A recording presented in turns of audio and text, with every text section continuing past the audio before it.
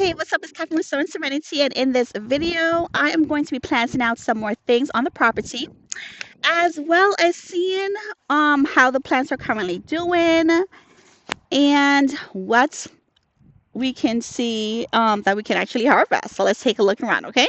Let's go ahead and jump on in. This is Sowing Serenity, and I'm Kathy on. We'll discover how to cultivate a serene life through the joys of gardening and by actually learning how to grow your own food, preserving delicious harvests, and exploring the therapeutic benefits of medicinal plants and essential oils. So if you're new here, welcome. Don't forget to hit that like and subscribe button to my channel as well.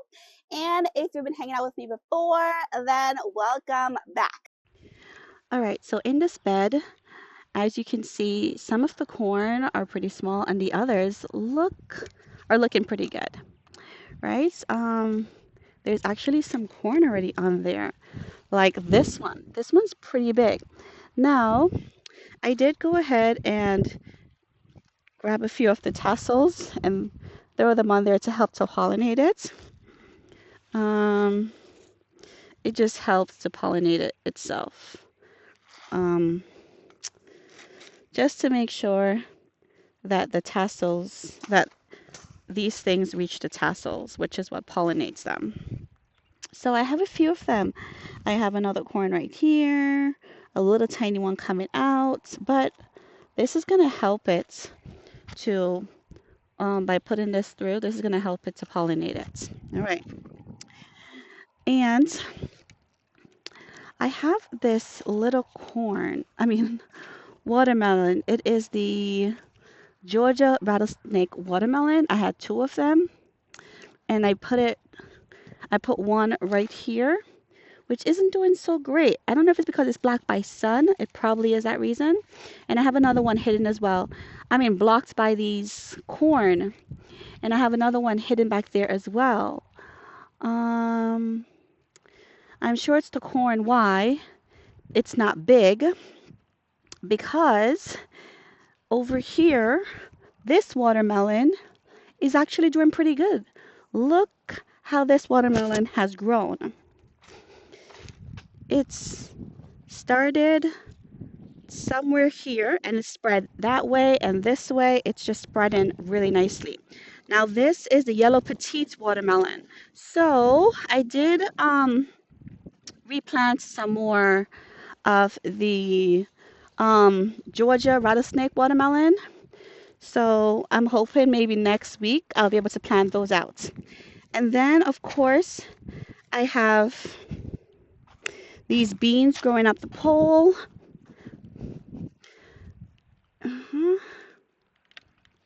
Which is doing really nice. Now over on this bed, this onion bed, there are some onions in here that look really nice and big. Let's see here. Okay. Like, oh my gosh, that one over there looks really big. Let me take you in for a closer look. Let's see.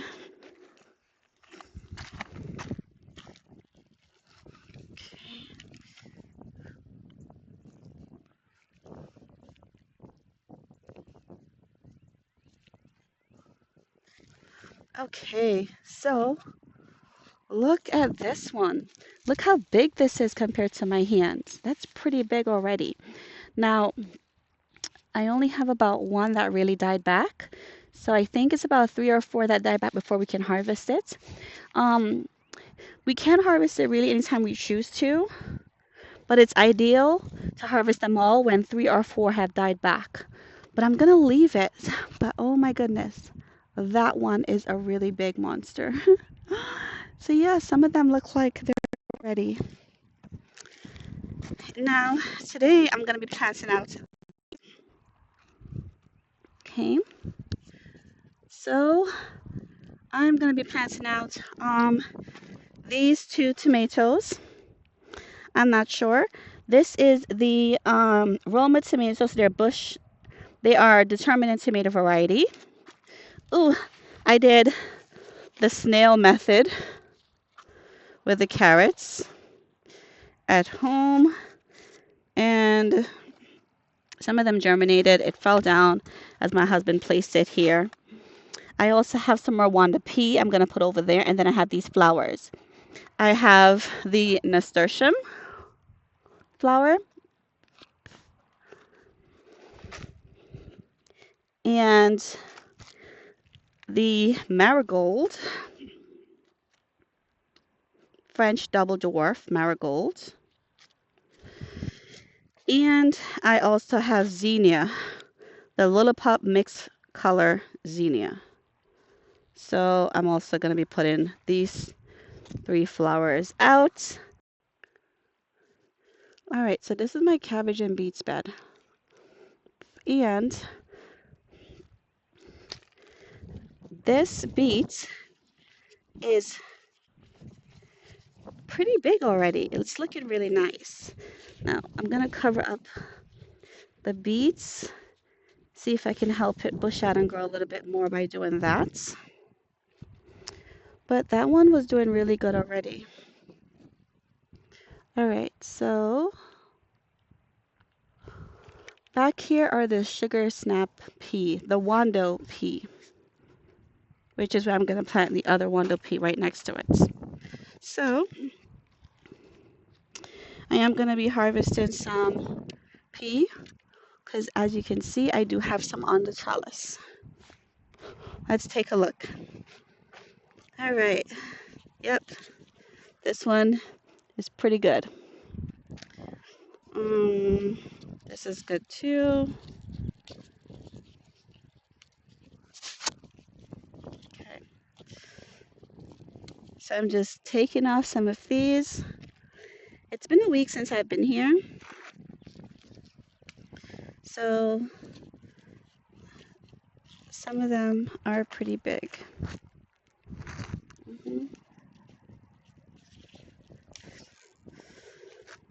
And I just took a flower off by mistake. Okay. Now I didn't bring any harvesting container with me from my house.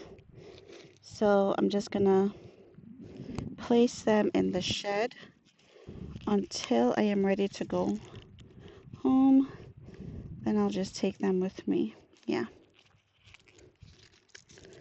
Just looking at the pea to see if any has is ready. And there's a lot. Good amounts. Practically a handful. Well, it is a handful. So I harvested a handful of these Wando pea. Okay, so in this raised bed, I am going to be planting the Roma VF tomato. It's a hybrid tomato.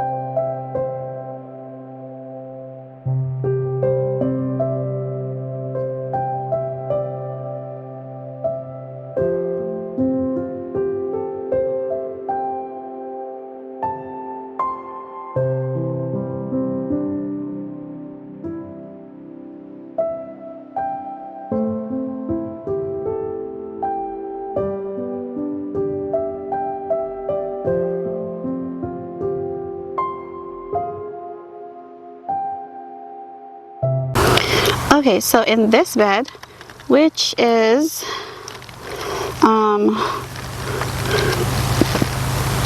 close to those 2 beds, which the first one is the Kennebec, the second one has some tomatoes in it. I believe it's an indeterminate tomato, which, let's see if I have the label on that tomato, Redorta. Okay. Right here in this bed now, I just planted out this Roma San Marzano tomatoes, the Roma tomatoes, which is the VF, so it's like a hybrid tomato. So I planted them in this area, and I have a few over here. Now these two right here are peppers. I also have 2 peppers in the bed as well, and I did plant amongst them some large leaf basil, marigold, and zinnia, and this big one here is borage, and I have 2 of them, 2 borage, okay, and some large leaf basils amongst the marigold and zinnias. Okay, so I just moved from this bed over here where we planted the Roma tomato right next to the Bounty peppers and the Sweet 100 cherry tomato. Right next to it, we are going to be planting out some more Roma tomato in this bed. And the Roma tomato are determinate tomatoes. So let's go ahead and do this entire bed with Roma tomato.